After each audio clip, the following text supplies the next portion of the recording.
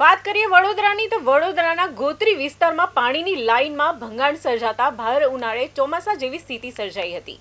ગોત્રી પાણી ટાંકી નજીક મુખ્ય પાણીની લાઇન તૂટી જતા મોટી માત્રામાં પાણી રસ્તા પર ફરી વળ્યું હતું, જેના કારણે સમગ્ર વિસ્તારમાં પાણી થઈ ગયો હતો અને વાહન ચાલકોને ભારે હાલાકીનો સામનો કરવો પડ્યો હતો.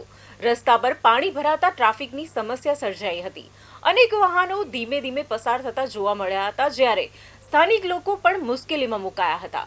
પાણીની જોરદાર પ્રવાહના કારણે આસપાસના માર્ગો પર લાંબા સમય સુધી પાણી ભરાયેલા રહ્યા હતા, જેમાં સ્થાનિકોના જણાવ્યા મુજબ પાણીની લાઇનમાં ભંગાણના કારણે લાખો લીટર પાણી ગટરમાં વહી ગયું.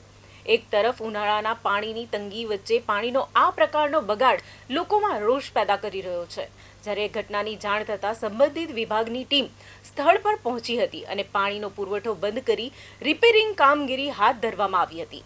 હાલ તંત્ર દ્વારા ભંગાણ કારણોની તપાસ કરવામાં આવી રહી છે.